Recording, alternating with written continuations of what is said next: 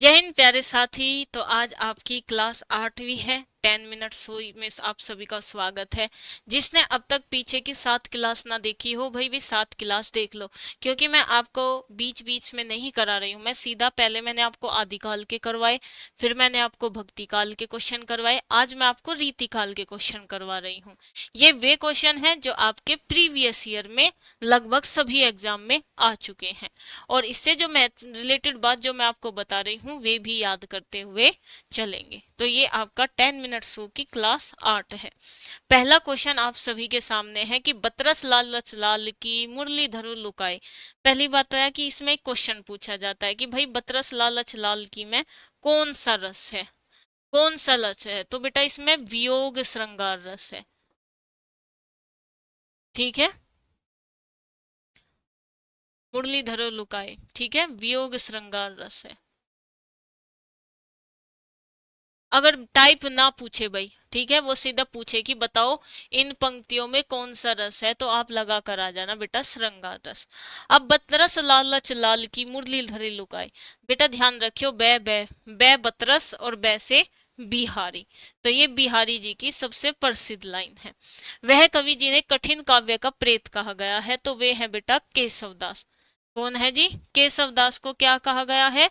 कठिन काव्य का प्रेत। और ध्यान रखना केशवदास को ही क्या कहा गया है? अलंकारों का बादशाह। कम से कम ये मान लीजिएगा कि इन्होंने 103 अलंकारों का प्रयोग किया है। ये आपके jail warden jail police constable में आया था कि भाव विलास और रस विलास के रचनाकार कौन है। तो रीति काल के कवि देव, जिन्हें कवि की उपाधि मिली हुई है, ठीक है। तो भाव विलास और रस विलास देव की रचना है। रसिक प्रिया, ठीक है।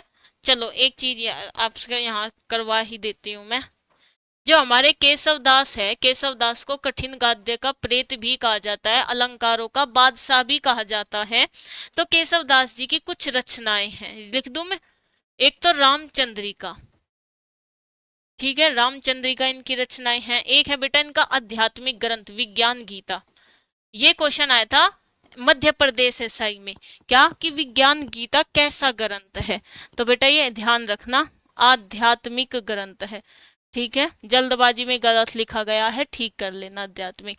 फिर क्या है बेटा? रसिक पीरिया, ये भी इन्हीं की ही रचना है। फिर इनकी एक रचना और है बेटा मोस्ट इंपोर्टेंट, वो है कवि पीरिया। ये हमारे केशवदास जी के बारे में है। और क्या कहा जाता है इनको? कठिन गद्य काव्य का प्रेत। अगर आपने ना देखा हो तो यहाँ देख लो, कठिन काव्य का प्रेत क्या कहा जाता है इनको? कठिन काव्य का प्रेत। और एक चीज और कहा जाता है इनको, अलंकारों का बादशाह। एक इनकी रचना और है जहांगीर, जहांगीर जस चंद्रिका। ये इंपोर्टेंट है भाई।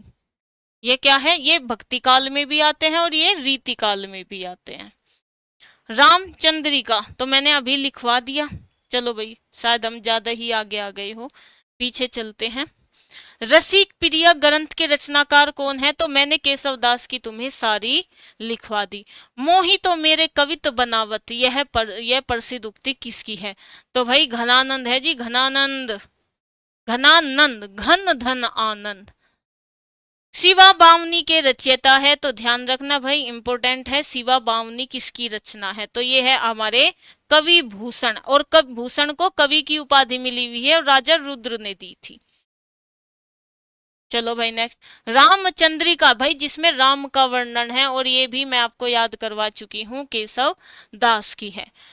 केशव दास द्वारा रचित आध्यात्मिक ग्रंथ कौन सा है? तो वो है भाई विज्ञान गीता। याद रखेंगे, विज्ञान गीता आध्यात्मिक ग्रंथ है। भूषण कवि थे भाई, ये रीतिकाल के कवि थे। किसके थे? रीतिकाल के कवि। याद रखो, ऐसे ही याद रखो। अब यही तो याद कराते हैं वन लाइनर। अब तुम यहाँ ऑप्शन के भरोसे रहोगे। भूषण कौन था भाई? रीतिकाल का कवि था। भूषण कौन था भाई? कवि की उपाधि मिली थी कवि भूषण राजा रुद्र ने। तो वीर रस के, वीर रस के कवि थे जी। ये किसके कवि थे? वीर रस के कवि थे। अब इन्हें भूषण मत बोलना, क्या बोलोगे? कवि भूषण। कवि भूषण कवि थे भाई, वो ही है वीर रस के थे और आपके रीतिकाल के थे। गागर में सागर, आपने बहुत सुना होगा, गागर में सागर मतलब कम शब्दों में ज्यादा बातें। तो बेटा ये बतरस लालच लाल की मुरलीधरी लुकाए श्रृंगार रस है, बिहारी जी की है। और गागर में सागर ये प्रसिद्ध उक्ति भी किसकी है बेटा, ये भी बिहारी जी की है। ठीक है, सभी प्यारे बच्चे भाई ध्यान रखेंगे अगर आपको रीजनिंग की, क्योंकि रीजनिंग के बेटा 55 क्वेश्चन आते हैं, 55 से ज्यादा हो सकते हैं, देखो 40 से ज्यादा हो सकते हैं पर 40 से कम नहीं, ये बात ध्यान रखना। 40 से 55 चले जाएंगे, 40 से 60 चले जाएंगे question of number of question reasoning के। तो भाई सभी प्यारे बच्चे पेपर ऑफलाइन होगा, ऑफलाइन ही इसकी आपको तैयारी करनी है, बुक लेंगे और बेटा लग जाएंगे बेटा इसकी प्रैक्टिस करने में। इसमें आपके radio operator, assistant operator, workshop हो गए, आपके यूपीएसआई के बहुत सारे पेपर ऐसे होते हैं जो मृतक आश्रित होते हैं, हर साल पेपर होते हैं, बहुत अच्छे लेवल के आते हैं वे, उन्हें भी सोल्व करो भाई, वे भी तो हमारे प्रीवियस ईयर हुए।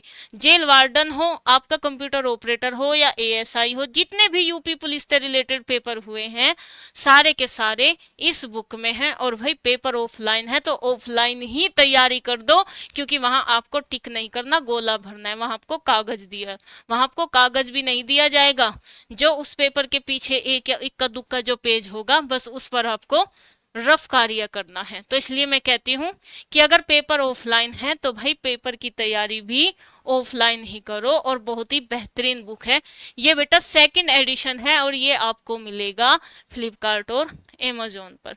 ठीक है, अब आपने रीतिकाल से रिलेटेड ना एक चीज और ध्यान रखनी है, ठीक है, याद रखेंगे, चलो मैं आपको बता देती हूँ। भाई रीतिकाल जो है, देखो आपको मैं बता चुकी हूं कि रीतिकाल 2 शताब्दी रहा, मतलब बताओ भाई कब से कब तक रहा रीतिकाल, ये आपको बताना है कमेंट करके। ठीक है जी, वैसे मैं आपको बता देती हूँ, दो शताब्दी रहा है, 1900 तक रहा है। ठीक है, चलो 1700 से 1900 रहा है। ठीक है जी, ये लो, फिर इसके बाद आपका आधुनिक काल चल गया था। रीतिकाल भाई 3 भागों में बटा है, क्योंकि यहां से भी क्वेश्चन बनता है, रीति सिद्ध, रीतिबद्ध और रीति मुक्त। ठीक है जी, मुक्त कर दो, किसे करोगे मुक्त, बताओ भाई, मुक्त किसे करना चाहोगे, तो घनानंद बोधा आलम ठाकुर को, तो घनानंद बोधा आलम और ठाकुर, क्योंकि सीधा सीधा ऑब्जेक्टिव क्वेश्चन बनता है, निम्नलिखित में से कौन सा कवि रीति मुक्त काव्य धारा का है, और बद्ध का कौन है बेटा, केशवदास है। केशवदास के बाद में फिर आ जाता है आपका मतीराम, जिसकी रचना ललित ललाम है, फिर आ जाते हैं आपके देव, फिर आ जाते हैं आपके पद्माकर, और फिर आ जाते हैं आपकी कौन, चिंतामणि। ठीक है, और सबसे ज्यादा रीति सिद्ध काव्य धारा के मात्र एक ही कवि हैं, और वो है हमारे बिहारी जी, वो क्या है, हमारे बिहारी जी। ठीक है जी, तो आप एक बात ध्यान रखिएगा कि ये क्वेश्चन आपको ज्यादा से ज्यादा याद करना है। ठीक है जी, ठीक है, अब एक बात ध्यान रखेंगे, अगर आपसे पूछे अलंकृत काल किसने कहा रीति काल को, तो ये कहा आपके मिश्र बंधु ने। और श्रृंगार काल किसने कहा, तो ये भी याद रखो, ये किसने कहा, विश्वनाथ ने, किसने, विश्वनाथ ने कहा। रीति काल नाम किसने दिया, तो ये दिया बेटा आपका रामचंद्र शुक्ल ने। अब आ जाता है कला काल, कमेंट करके बताओ कि कला काल नाम रीति काल को किसने दिया, तो ये कमेंट बॉक्स में आप सभी को बताना है। पीडीएफ आपको कहाँ मिलेगा भाई, पीडीएफ आपको मिलेगा Hindi by Swati ma'am Telegram group पर, आपको ये पीडीएफ मिल जाएगा। अब बात आती है, आपका कोई भी डाउट हो बेटा, अगर आप मुझसे पूछना चाहते हो तो हिंदी बाय स्वाति मैम ही इंस्टाग्राम पर आप पूछ लेना, Hindi by Swati ma'am search करना, वहां आपको मिल जाएगा। बेटा यूट्यूब चैनल है, ठीक है, यूट्यूब चैनल है, आप जाओगे Hindi by Swati ma'am search करोगे, वहां आपको हिंदी बाय स्वाति मैम का एक यूट्यूब चैनल मिलेगा, जहां मैं आपको यूपीएसआई की तैयारी करा रही हूँ, जहां मैं आपको यूपीएसआई के 2021 के, देखो यहाँ तो सिर्फ साहित्य साहित्य है, वहां मैं आपको साहित्य भी, व्याकरण भी और शब्दावली भी, तीनों की तैयारी करवा रही हूँ। कमेंट करके जरूर बताएंगे कि रीतिकाल को कलाकाल किसने कहा, और ये क्लास आपको कैसी लगी जरूर बताएंगे। जय हिंद, हर हर महादेव।